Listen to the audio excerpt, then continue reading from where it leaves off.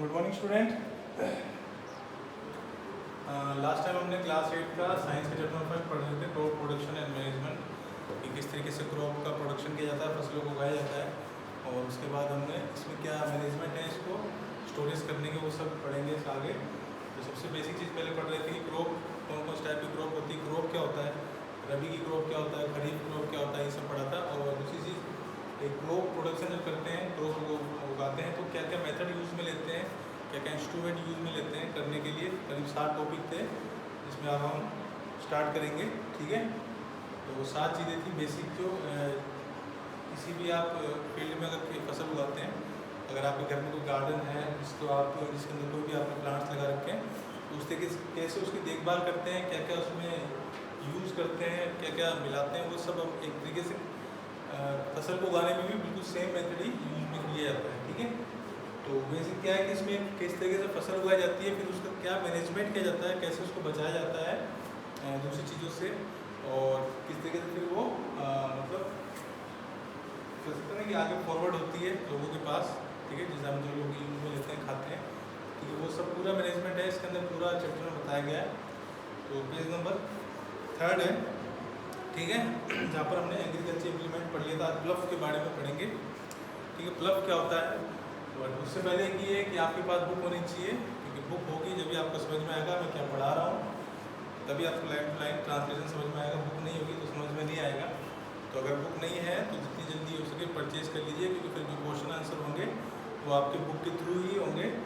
अगर बुक नहीं होगी तो फिर वो नहीं समझ में आएगा। फिर दूसरी चीज़, आपको जो क्वेश्चन आंसर कराए जाएंगे वो आपको स्कूल में आके चेक भी कराने हैं आपके टीचर से, सिर्फ मेरे सब्जेक्ट ही नहीं, जो भी सब्जेक्ट आपको पढ़ाया जा रहा है, जिस भी सब्जेक्ट में क्वेश्चन आंसर दिए जा रहे हैं वो सब आपको चेक कराने हैं। तो प्लफ के बारे में पढ़ते हैं कि this is being use since ancient time for tilling the soil, कि इसका यूज़ काफ़ी टाइम से पहले से किया जा रहा है मिट्टी की जो जुताई होती है उसको करने के लिए।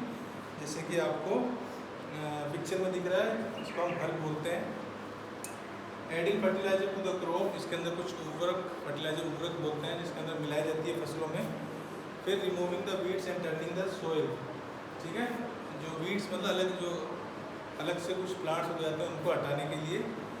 This is made of wood and is drawn by a pair of bulls और other animals, horse and camels. तो ये क्या होता है, लकड़ी का बना होता है, ठीक है, और इसको किसके द्वारा खींचा जाता है, बैल होते हैं उनके द्वारा, या फिर आप दूसरे एनिमल जैसे कि हॉर्स या फिर कैमल ले लीजिए। It contains a strong triangular iron strip called ploughshare. इसमें पिक्चर में देखिए, इसमें एक ट्रायंगुलर स्ट्रिप लगी होती है, काफ़ी तेज होती है ये इसके अंदर लगी होती है।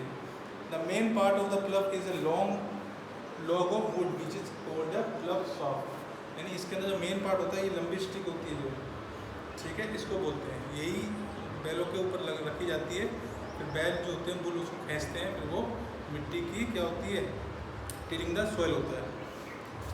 There is a handle at one end of the shaft, इसमें एक सॉफ्ट के एक साइड में हैंडल होता है। The other end is attach to a beam which is place on the bull necks. फिर इसकी जो एक साइड होती है वो जो ये बैल्स के कंधों पर क्या जाता है वो इससे अटैच होता है, ये नीचे की तरफ जा रही है। फिर ये जो अटैच होता है ये जो वुड होती है बैल के ऊपर रखी जाती है और ये इसके नीचे अटैच होता है। One pair of bulls and the main can easily operate the प्लफ, यानी कि इसके करने के बाद जो इंसान जो फार्मर होता है वो इजीली इसको यूज में ले सकता है। The indigenous wooden plough is increasingly being replaced by iron plough nowadays. But आजकल के टाइम में क्या है, लकड़ी के वुड की बजाय आजकल आयरन का यूज़ करते हैं, आयरन प्लफ का, ठीक है। सेकेंड है होए, it is a simple tool which is use for removing weeds and for losing the soil. इसका यूज़ सिंपल सा टूल होता है, आपको पिक्चर में दिखाया जाएगा, आगे पिक्चर में दिखाया गया है, ये है होए, यानी इसका यूज़ किया जाता है रिमूविंग वीड्स से, वीड्स को रिमूव हटाने के लिए। It is a long rod of would और आयरन, ये क्या लंबी सी रोड होती है, लकड़ी की भी हो सकती है और आयरन की भी। A strong rod and bent plate of iron is fixed to one of its end works like a blade। इसके एक नीचे की तरफ क्या एक ब्लेड लगी होती है काफ़ी तेज धार की। It is pulled bye animal, जो कि एनिमल्स के द्वारा खींची जाती है। आगे cultivator, now A days ploughing is done by tractor driven cultivator. The use of cultivator save labour and time. आजकल के टाइम पर इस फ्लफ का यूज़ करने के बजाय कल्टीवेटर का यूज़ किया जाता है, जो ट्रैक्टर के द्वारा किया जाता है, जो आजकल खेतों में आपने देखा भी होगा। आसपास अगर आपका कोई फील्ड है तो वहाँ आपको इजीली देखने को मिल जाएंगे। इससे फ़ायदा क्या है? इससे फ़ायदा ये है कि आपकी लेबर कम लगती है। दूसरी चीज़, आपका सबसे मेन चीज़, आपका टाइम बचता है और काम भी जल्दी होता है। आगे sowing is an important part of crop production. Sowing क्या है? किसी भी क्रॉप प्रोडक्शन का सबसे मेन इंपॉर्टेंट पार्ट है। Before sowing a good quality clean and healthy seed of a good variety are selected. Sowing करने से पहले सबसे पहले आप जो भी फसल उगा रहे हैं उसके लिए आपको गुड क्वालिटी, अच्छी क्वालिटी के बीज लेने पड़ते हैं। Farmer prefer to use seed which give high yields, यानी फार्मर क्या प्रेफर करेंगे? अच्छे बीज जो आपको ज़्यादा से ज़्यादा फसल दे सके। आगे activity 1.1, take a beaker and fill half of it with water, put a handful of beet seeds and stir well, wait for some time. यानी आप एक बीकर में पानी रख के उसके अंदर जो बीट, गेहूँ के बीज होते हैं वो डाल के थोड़े टाइम के लिए छोड़ देंगे। आगे are there seed which float on water, क्या वो जो सीड्स हैं पानी के ऊपर तैरने लगते हैं? वुड दोज बी लाइटर और heavier than those which sink, अगर वो ज़्यादा हैवी होंगे तो वो क्या होते हैं? फिर वो डूब जाते हैं। Why would they B lighter, और जो हल्के होते हैं वो ऊपर तैरते रहते हैं, तो यानी वो इतने हल्के क्यों होते हैं? Damage seeds become hollow and are thus lighter, therefore they float on water. जो डैमेज सीड होते हैं वो क्या होते हैं? खाली होते हैं, ठीक है? इससे वो क्या होते हैं? हल्के हो जाते हैं और फिर वो पानी के ऊपर तैरने लगते हैं। This is a good method for separating of good healthy seeds from the damage one. यानी एक अच्छा तरीका है, अगर आपके पास बीज है और आपको सेपरेट करना है, अलग अलग करने के, कौन से बीज इसमें ज़्यादा अच्छे हैं, कौन से डैमेज है, तो आप इस तरीके से, इस मेथड से उसको कर सकते हैं। Before sowing one of the important task is to know about the tool use for sowing seeds. और सोइंग करने से पहले सबसे इम्पोर्टेंट टास्क होता है कि आपको टूल्स के बारे में, जो भी आप टूल्स यूज लेते हैं उसके बारे में आपको अच्छे से पता होना चाहिए फॉर सोइंग सीड्स। आगे traditional tool, the tool use traditionally for sowing seed is shaped like a funnel. Example 1.2a, the seeds are filled into the funnel, passed down through 2 or 3 pipes having sharp ends. These end feeds into the soil and place seeds there. इसमें क्या होता है? ये आपको एक funnel दिख रही होगी, ठीक है? इस फनल में वो सीड्स को डाला जाता है और फिर वो आगे मिट्टी में वो जाते रहते हैं, ठीक है? फिर वो मिट्टी में आ जाके मिक्स हो जाते हैं, ठीक है? तो ये एक ट्रेडिशनल टूल है। आगे seed drill. Nowadays the seed drill be used for sowing with the help of tractors.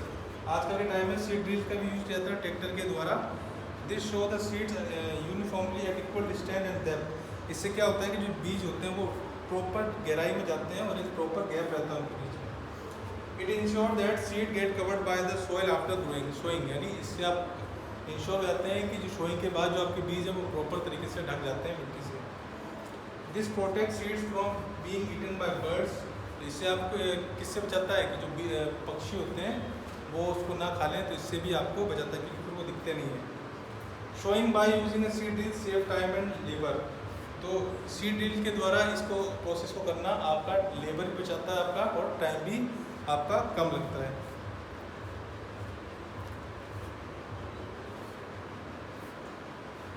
आगे appropriate distance between the seeds is necessary to avoid overcrowding of plants. यानी एक प्रॉपर डिस्टेंस होनी चाहिए बीज के बीच में, ताकि जो आप प्लांट्स हो वो क्या हो? ओवरक्राउडिंग ना हो।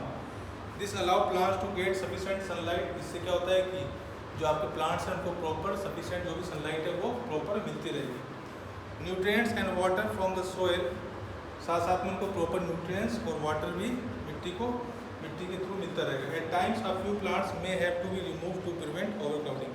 और कुछ टाइम के बाद कुछ जो प्लांट होते हैं जो ओवरक्राउडिंग रहते हैं फिर उनको वहाँ से वो हटाया जाता है।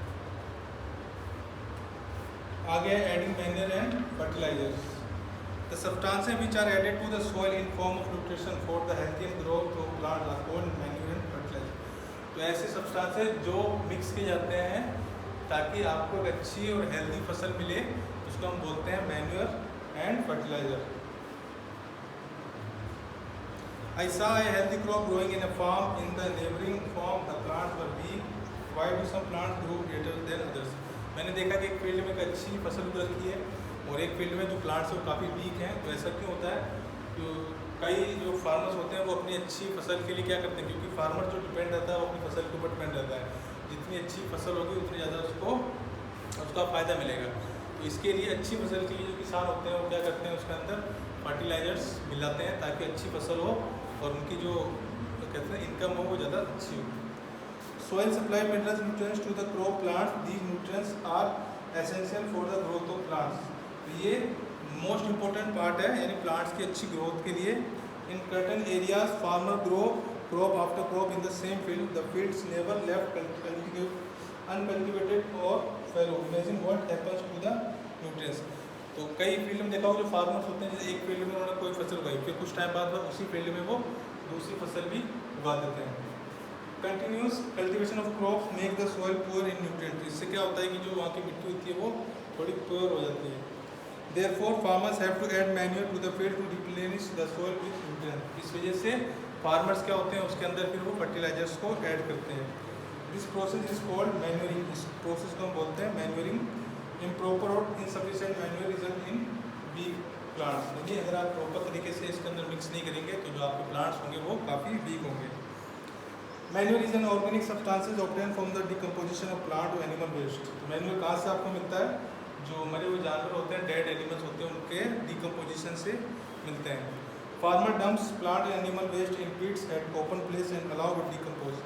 फार्मर्स क्या करते हैं, जो प्लांट्स होते हैं, जो खराब प्लांट्स होते हैं, एनिमल्स होते हैं, जो वेस्टेज यानी डेड एनिमल्स, उनको एक जगह पर कहते हैं स्टोर करके उसको डिकम्पोज करते हैं। The decomposition is called by some microorganism. तो ये डिकम्पोजिशन कुछ माइक्रोऑर्गेनिज्म होते हैं छोटे छोटे, उसके द्वारा किया जाता है। The decompose matter is use as organic manure. You have already learn about the vermicomposting in class 6। इसको हम क्या बोलते हैं, वर्मी कंपोस्टिंग, जो क्लास 6 में पढ़ा होगा, यानी जो माइक्रो ऑर्गेनिज्म के द्वारा डिकम्पोस्ट किया जाता है। आगे एक्टिविटीज 1.2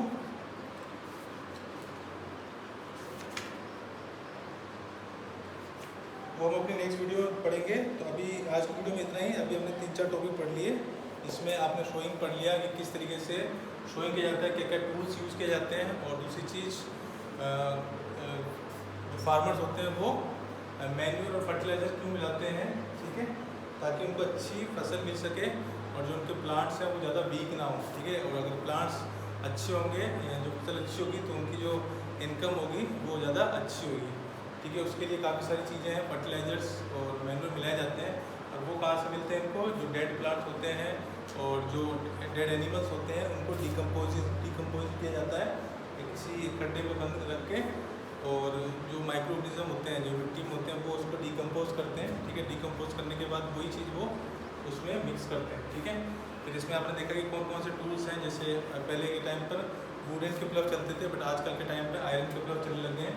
और आजकल कल्टीवेटर है वो ट्रैक्टर के द्वारा ज़्यादा किया जाता है, क्योंकि ट्रैक्टर से करने में क्या है, आपका काफ़ी सारे फ़ायदे हैं आपके ट्रैक्टर के थ्रू। ट्रैक्टर के थ्रू क्या होता है कि आपका टाइम बचता है, सबसे मेन इंपॉर्टेंट चीज़, क्योंकि आज के टाइम में सबसे मेन चीज़ है आपका वक्त, आपका टाइम।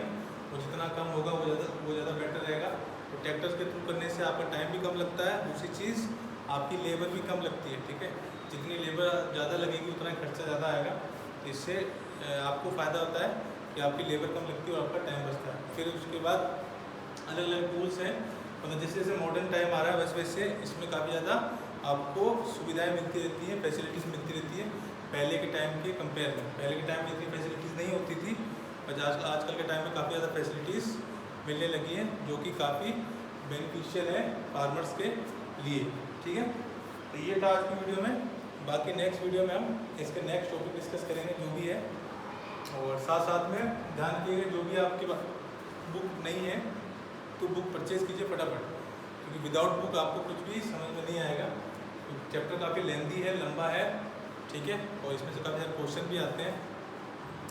तो ठीक है, बुक ले लीजिए ताकि जब मैं आपको क्वेश्चन आंसर कराऊंगा तो वो आपको अच्छे से समझ आ जाए। और जो चीज़ आपको पढ़ाई जा रही है इसके बाद जो भी क्वेश्चन आंसर होंगे वो आपको प्रॉपर आपकी नोटबुक में करके स्कूल में आके चेक कराने हैं, ठीक है।